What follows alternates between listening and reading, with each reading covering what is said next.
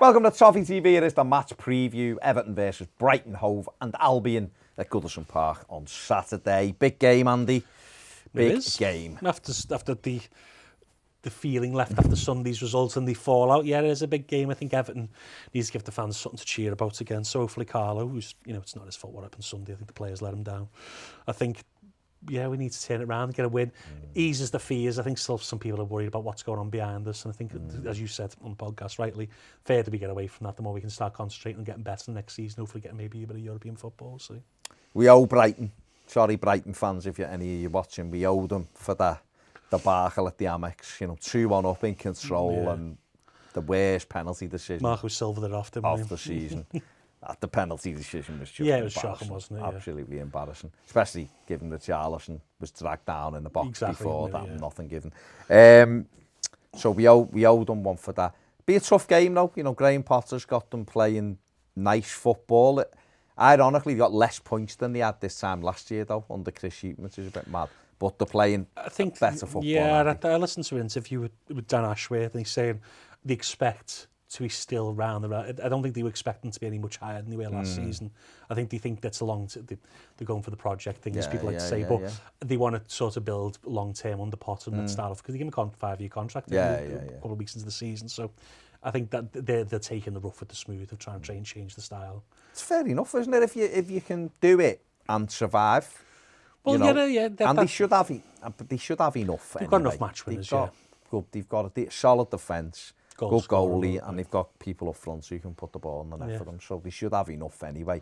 And so if you're trying to build as a team and you do it that way and there's no worries about going the other way, then you can do that. And you've got a good young manager, and that's what they're trying to do. They'll still come and make it difficult for Everton now, I expect.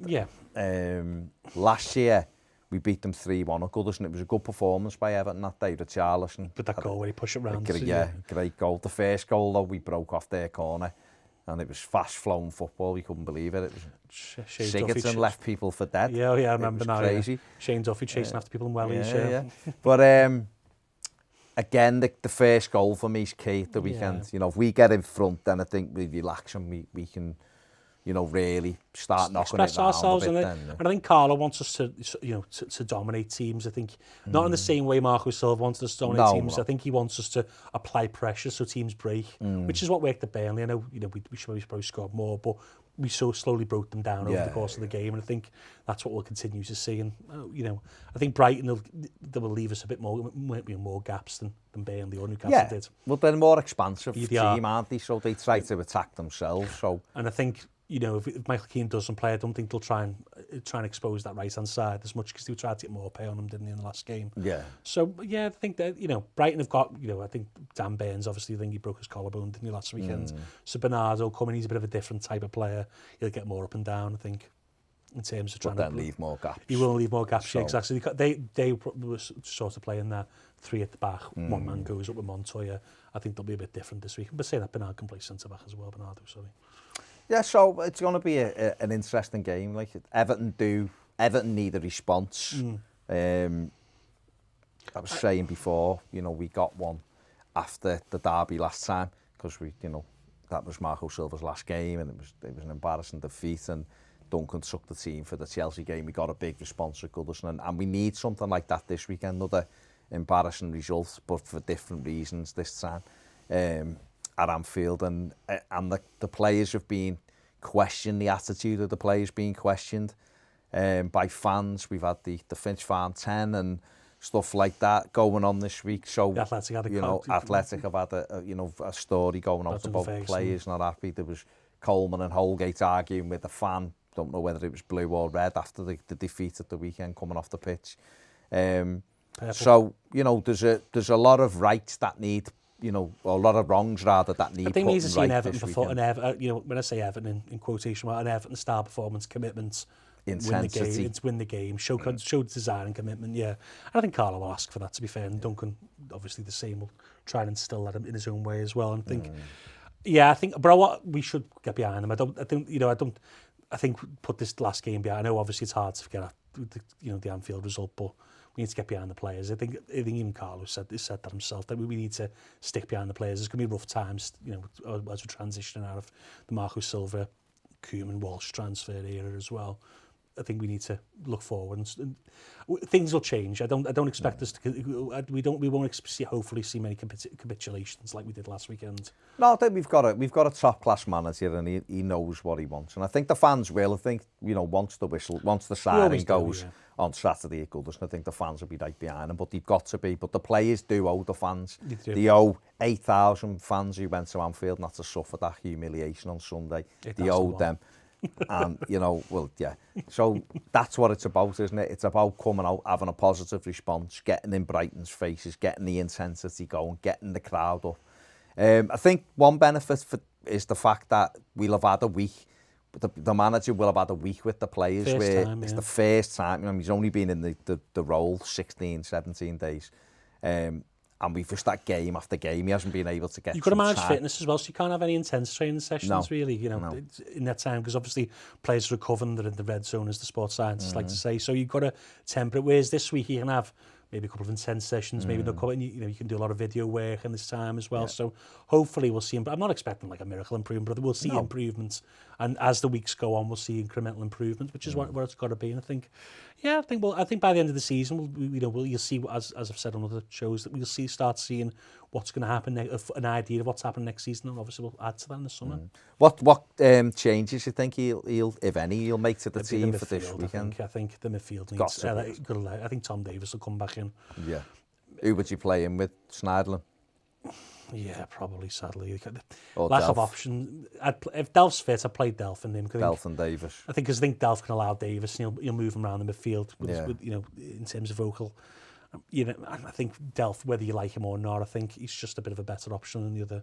He's more mobile for a start, isn't he? I know there's fans of Gylfi Sigurdsson out there, and it's just not working at the moment. He's not playing well. He's not playing well. That's the way. And whether you like it or not, he just doesn't impact games at all. He just doesn't. There's flitting moments at times that you're at the ball, but it's just not enough. We need players who impact the game from the start to finish, not in little small pockets. And Morgan Schneiderlin, I'm not. We've had on and off issues with Schneiderlin. When he's asked to do a specific role, when we're playing bigger sides, it's fine. Right, you don't need to touch the ball. He just has a screen. Against teams like Brighton, where we probably wouldn't want more of the ball. No, it's not for me. Get Tom Davies and Delphin, or I don't know if Benningham's back, or Dan Aaron's ready. But anything, just something to get the crowd. I would have Andy Gordon on the bench as well. What do you think it'll be 4-4-2 again? Because that's what he's used. I'd expect Bernard to be in the left wing spots, coming inside and being the creator. Walcott probably. I don't think he'll play Coleman and Sidibé again. I think it'll be Sidibé and Walcott. Do you think off the right? I think to cover Sidibé will and be. then Richarlison and Dom through the Which middle. I think Keane will come on probably about the 60th, 70th minute, depending on who's tired.